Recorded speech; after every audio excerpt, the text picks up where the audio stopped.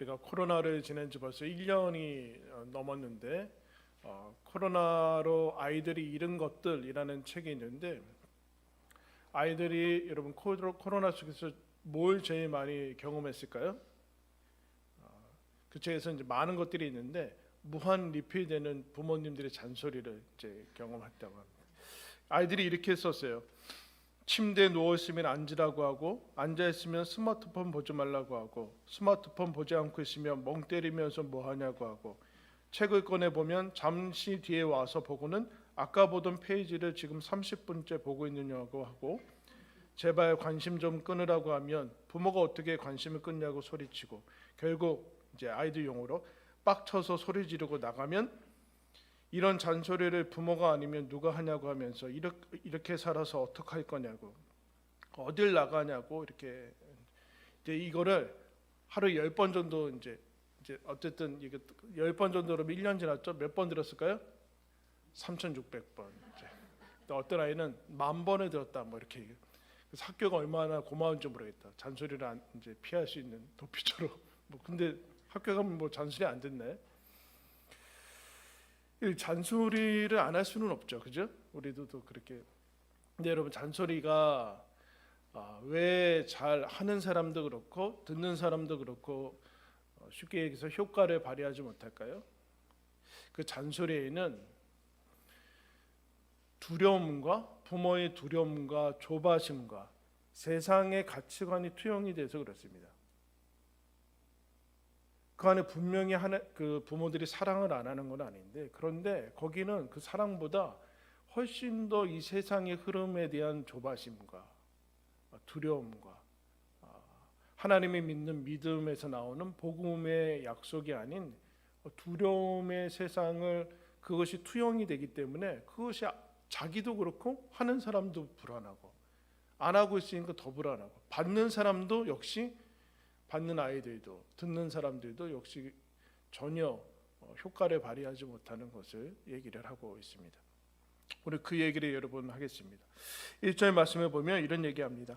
그러므로 그리스도 안에 무슨 권면이나 사랑의 무슨 위로나 성령의 무슨 교제나 긍휼이나 자비가 있거든. 다 훌륭한 것이 나왔어요.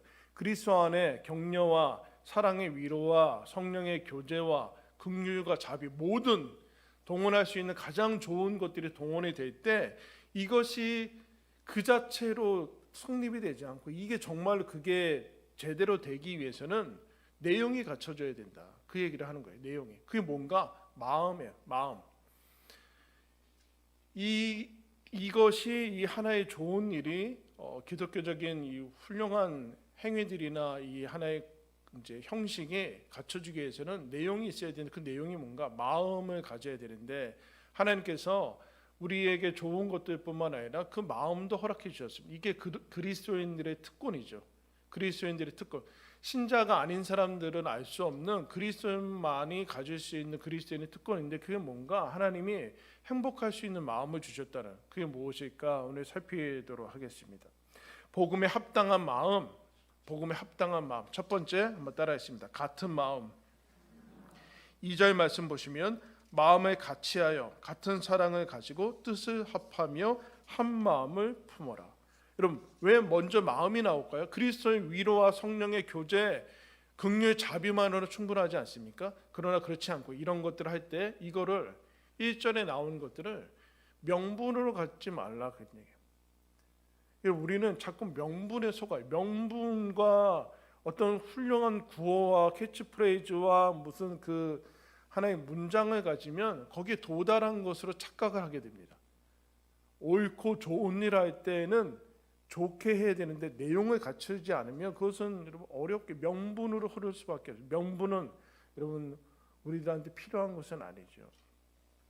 내용을 갖출 때 첫 번째 행복의 열쇠는 무엇인가? 이것이 행복하기 위해서는 같은 마음을 품어야 된다. 같은 마음이라 이런 거죠. 여러분, 누군가 여러분 어린 시절이나 여러분들 연애할 때 누군가 좋아하면은 제일 먼저 드는 궁금증과 그거는 뭐예요? 저 사람도 나랑 같은 마음일까? 나를 좋아할까? 라는 거예요.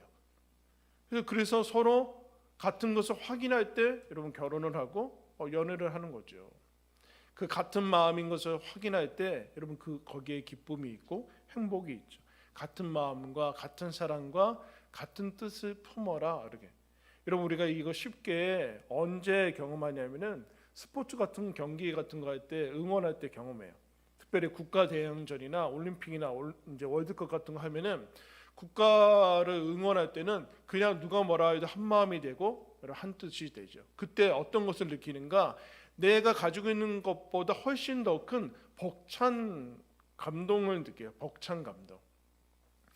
이것의 반대는 다른 마음이죠. 딴 마음, 딴 생각 품고 이럴 때 우리는 거기에 행복이 없다라는 것을 알게 됩니다. 같은 마음, 하나의 마음을 품으라는 얘기는 회개된 마음을 품으라는 거 아니라고 얘기했어요. 회개된 하나, 통일된 것은 전체주의죠. 전체주의는 악입니다. 악. 그러니까 힘으로밖에는 사람을 통제할 수밖에는 없어요. 그러나 여러분 우리 모두를 같은 마음과 같은 뜻을 품게 하는 것은 우리를 만드시고 구원하신 예수 그리스도 안에서만 이것이 가능하다라는 것이죠. 그래서 그리스도 안에 어떤 훌륭한 일들이 선포되면 무슨 얘기를 하는가? 그것을 명분으로 자꾸 둔갑시키려고 하면 안 되고 하나의 마음을 품으라는 하나님의 부르심이다라는 거죠. 부르심. 벅찬 마음을 가지라는 하나의 부르심이에요. 우리를 교회로 부르시고 교회 안에서 어떤 일들을 해나갈 때는 그 일이 목적이 아니라 거기에 힘을 합치고 사랑을 합치고 마음을 보태는 그 일들이 일어난다라는 것이죠. 이때 이런 얘기예요. 너 그때 빼지 말아라. 자격지심에 빠져서 그냥 내가 뭐 한다고 힘이 되겠나 그런 소리 하지 말아라. 너 하나님의 자녀로 부르심을 받았고 너가 있는 자리에 너가 있는 것만으로도 힘이 보태지고 사랑을 보태는 것이다. 여러분 그래서 스스로 물어야 돼요. 나는 지금 힘 빼는 사람인가 힘을 보태는 사람인가? 힘 보탤 때 거기에 행복이 있다. 행복이 있다. 그래서 지금 같은 마음을 품을 수 있는 가장 쉬운 길은 무엇인가? 한번 따라하겠습니다. 박수 치는 거. 박수 치는 거예요, 여러분. 여러분 스포츠 경기 중에 배구라는 경기가 있어요. 배구는 신기하게도 상대편하고 부딪히지 않아요. 각자 코트에서 하는데 여러 명이서 팀을 하는데 이런 그때 배구 하는 거 모습 보면 한 점 딸 때도 한 점 점수 얻으면은 다 같이 모여서 화이팅합니다. 막 박수 치고 실수하고 점수를 잃었을 때도 또 모여서 박수 치고 뭐 화이팅합니다. 혹 내가 뛰지 않더라도 뛰고 있는 사람들 박수 치고 또 뛰고 있을 때 박수 치면서 실수하건 잘했건 간에 그때 여러분 같은 마음을 품고 힘을 합할 수 있는 가장 여러분 쉬운 게 거기에 여러분 행복의 열쇠가 있습니다. 가족들에게 서로 지체들에게 박수 치면서 같은 마음을 품을 때 힘을 보탤 때 여러분 우리나라 그 사자성의 성어 중에 아주 좋은 게 있어요. 십시일반. 이건 무슨 뜻이에요? 지금은 그런 거 없죠. 십시가 시가 한 숟가락이야. 숟가락 10개 숟가락 하면 도시락 하나 완성되는 거 그렇게 하는 거예요. 그럼 거기에 행복이 있다. 같은 마음을 품을 때 하나님께서 우리에게 행복의 열쇠 주신 마음 같은 마음이 예수. 두 번째 따라하겠습니다. 겸손한 마음. 3절 말씀 보시면 아무 일에든지 다툼이나 허영으로 하지 말고 오직 겸손한 마음으로 각각 자기보다 남을 낮게 여기고 1절의 말씀들 그리스도인의 할 수 있는 소중한 일들 중요한 일들 가질 때 그 비전으로 자꾸 둔갑시키지 말아요. 비전이나 어떤 목표로 여기에 사로잡히면 어떻게 되냐면은 다툼과 허영의 방식으로 하게 되기 쉽다. 그럼 다툼이 뭐라고 그랬어요? 싸우는 거 아니라 경쟁하는 거예요. 경쟁. 좋은 일 하는데 경쟁한다. 맞는 것 같은데 여러분 그 안에는 행복하지 않아요. 다툼과 허영은 무엇일까요? 빈 영광, 세상 영광이에요. 우리는 인간의 본성 중에 영광을 추구하는 것이 본성입니다. 그래서 불신자나 신자나 다 영광을 추구하게 되는데 하나님을 알지 않으면 영광을 어떻게 추구하는가? 사람들의 박수와 인정을 통해서 그것을 추구해요. 그게 아주 잘 포장된 게 명예죠. 평판 뭐 이런 거. 근데 여러분 C.S. 루이스가 이렇게 얘기했어요. 명예욕은 반드시 경쟁적인 욕구로만 여러분 이룰 수 있다. 왜냐하면 계속 남보다 높아져야 되거든요. 계속 높아져서 계속 올라가야지만 그 명예형이 성취가 되고 이전보다 또 높아져야 되는 거예요. 거기에는 잠시 잠깐 영광일 수 있지만 그거를 허영이라고 하는 허영. 왜요? 허영이라는 것은 빈 영광이에요. 빈 영광.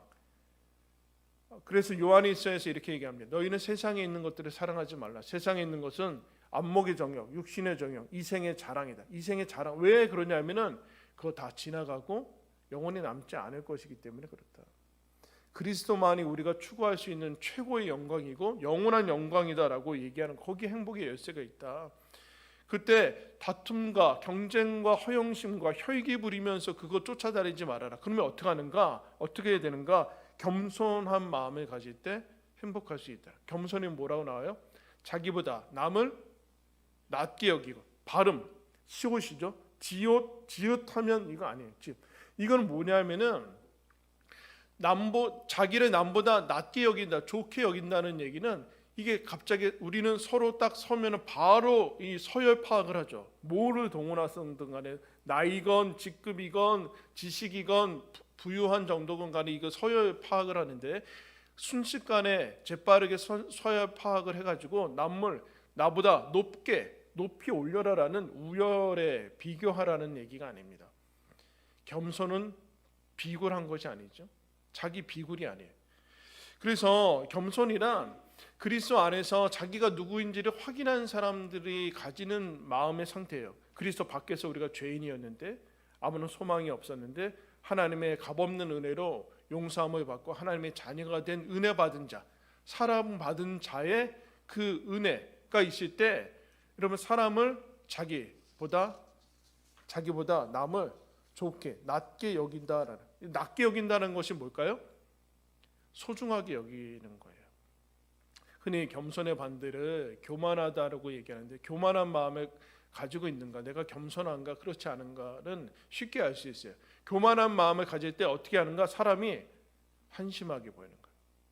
어떤 사람이 한심하게 보일 때, 자기보다 한심하게 보일 때 이거 위험한 마음이에요. 행복과 거리가 먼 마음이에요. 예수 그리스도의 은혜 말고 다른 기준이 들어온 거죠. 그래서 높낮이가 파악이 되고 못한 거예요.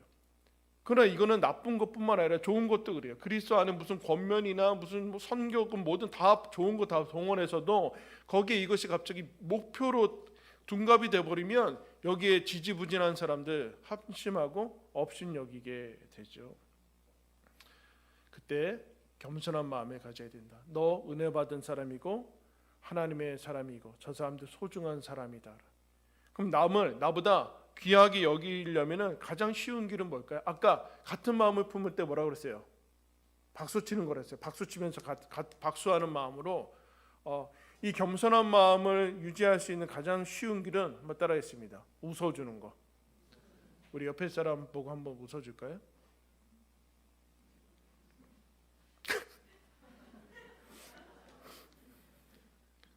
이렇게 웃으시네. 마스크 쓰니까 좋아요. 마스크 여러분 거짓 웃음과 가짜 웃음과 진짜 웃음을 구분할 수 있는 게 뭐예요? 눈가에 주름이 있으면 진짜 웃음이라고 그러잖아요. 무슨 그래서 사진 찍을 때는 여러분 입꼬리만 올라갑니다. 입꼬리만. 눈 웃음이 눈 주름 있으니까 억지로 안 웃고 그 가짜 웃음이죠. 마스크 쓴 다음에 진짜 웃으려면 이 눈가에 주름이 생기면 진짜 웃음이에요.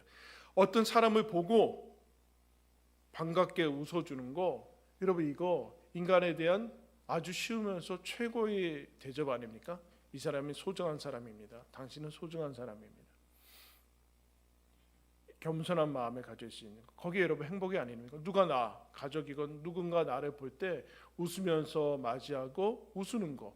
여러분 거기에 여러분 우리가 저 사람이 나를 소중하게 생각하는 행복의 열쇠를 우리는 자꾸 소비사회에 살고 있기 때문에 소비를 물질적인 것을 내가 획득해서 소비하는 데서만 기쁨을 누리려고 해요. 소비하는 데서만.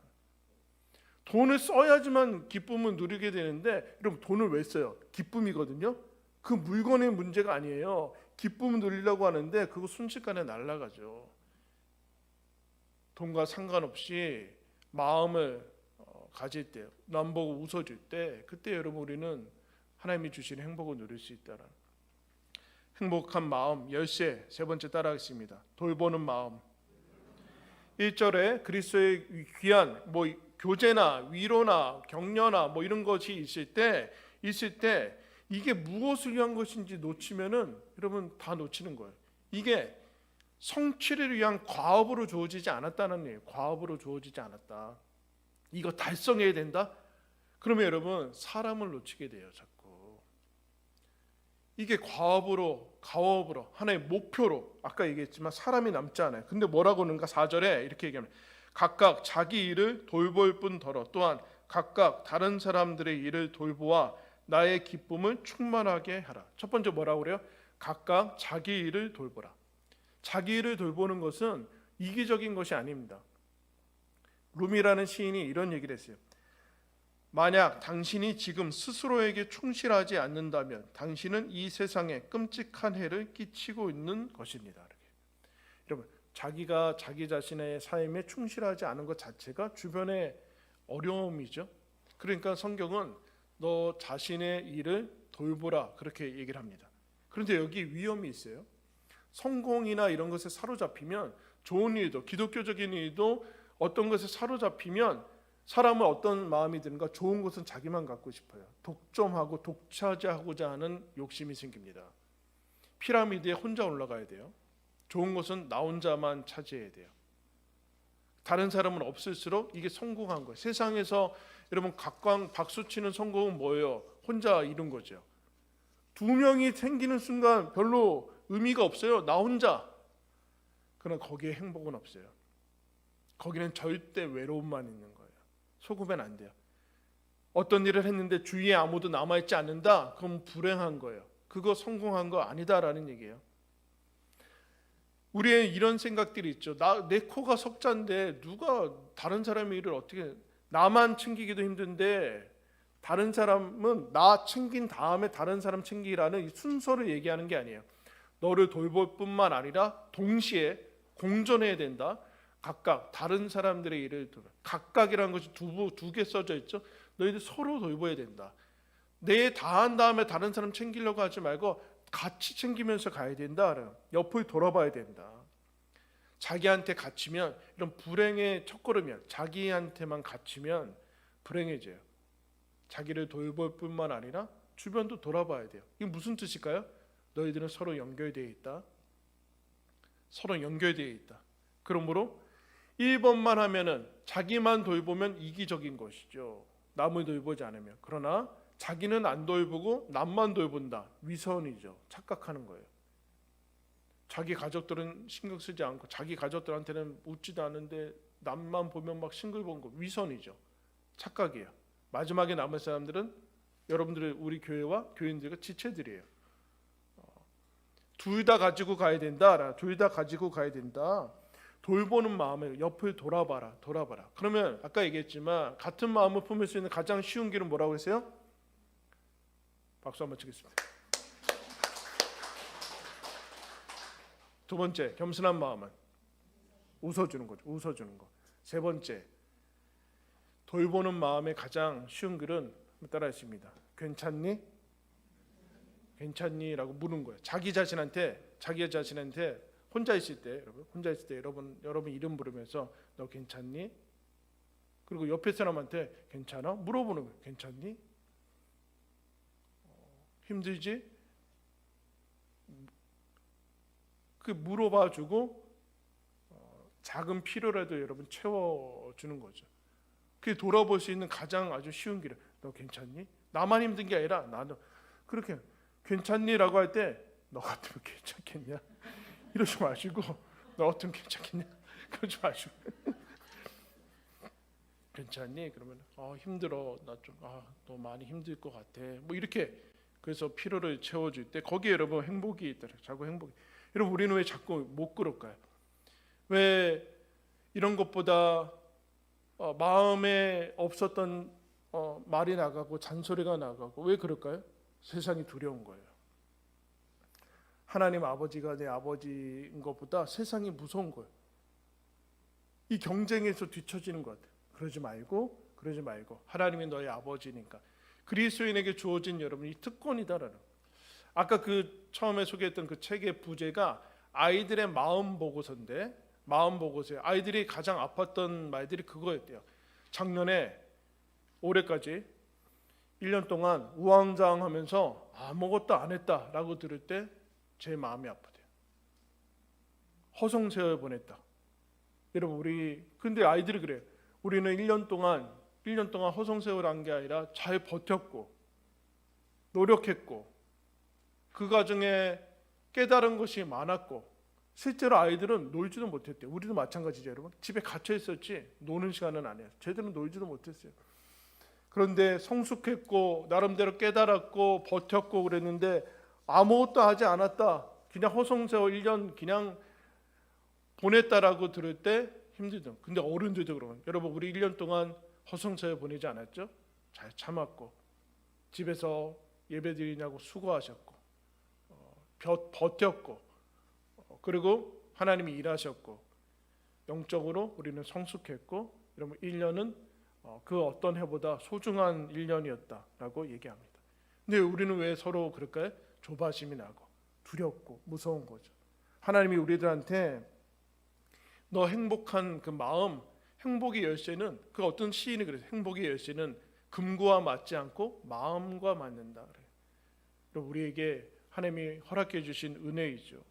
행복 열쇠 뭡니까? 같은 마음을 푸는. 여러분 박수 치면서 그렇게 살아갑시다. 박수 치면서 사람들 보면 웃어주고 반가워하면서 괜찮니라고 나도, 그리고 옆에 사람을 물으면서 하나님이 주신 마음을 가지고 우리의 삶을, 행복을 열어가는 저와 여러분들 되기를 예수님의 이름으로 축원합니다. 기도하겠습니다. 하나님 아버지, 우리에게 복음 주시고 믿음 주시고 그리스도의 마음을 허락하시니 감사합니다. 그리스도께서 우리의 삶을 믿음으로 초대하신 것을 기억합니다. 그 귀한 일들 행할 때 우리의 마음을 하나님 주님께서 주신 마음으로 가지게 하여 주시옵소서. 같은 마음을 가지고 박수하면서 박수치면서 힘을 보태게 하여 주시고 사랑을 보태게 하시고, 하나님 겸손하게 나보다 남을 귀하게 여기며 웃으며 하나님 우리 인생을 걸어가게 하여 주시옵소서. 하나님이 우리를 사랑하시고 은혜 베풀어 주시고 영원한 영광을 주신 것을, 하나님 영원한 승리를 약속하신 것을 기억하며 하나님 나 또한 그리고 주변도 돌아보며 우리에게 주신 행복을 열어나가는 저희들 되도록 인도하여 주옵소서. 예수 그리스도의 이름으로 기도드리옵나이다. 아멘.